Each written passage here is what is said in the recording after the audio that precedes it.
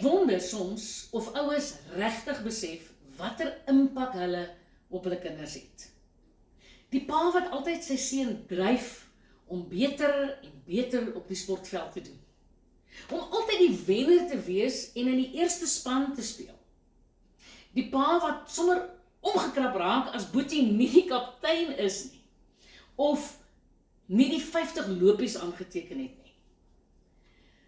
Hy dink dalk hy leer sy kind om soos 'n wenner te dink, maar al wat hy eintlik doen is om die kind te leer dat hy nooit goed genoeg is nie.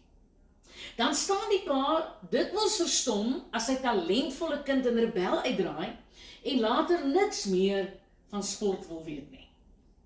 Nou kyk, hierdie kinders weet dat dit nie saak maak wat hulle doen nie. Dit wat hulle doen gaan net nie goed genoeg wees nie. Hulle kry dikwels die indruk dat hulle 'n teleurstelling vir hulle ouers is. Hulle hoor baie min dat hulle pa of ma trots is op hulle, of dat hulle ouers weet dat hulle hard gewerk het.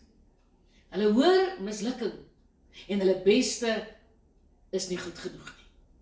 Baie ouers spoor hulle kinders genadeloos aan om net nog en nog beter te doen, al werk die kind hard en presteer hy of sy bo vermoë.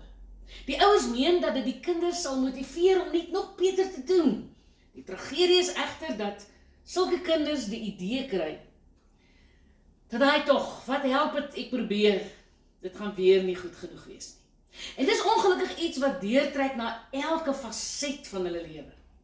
En in dieselfde kategorie is die ouers wat hulle kinders druk om al hoe beter en beter op skool te presteer.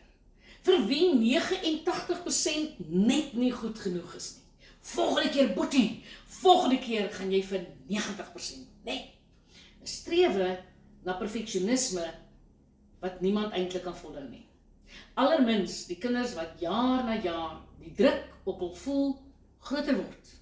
Na mate die werk moeiliker en meer word en hulle ouers steeds die A+ rapporte verwag. Ja, hulle kry dikwels die idee dat hulle net 'n teleurstelling vir hulle ouers is. Hulle het nodig om te hoor by hulle ouers dat hulle goed genoeg is.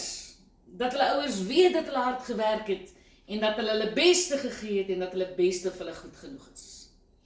Nou ja, daar is vandag nog middeljariges wat rondloop met baie seer in hulle harte na al die jare.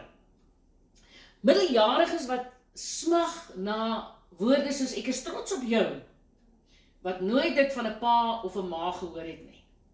En as iemand jou 'n baie groot onreg aangedoen het, wil ek jou vra, moenie toelaat dat hulle aanhou om jou seer te maak nie.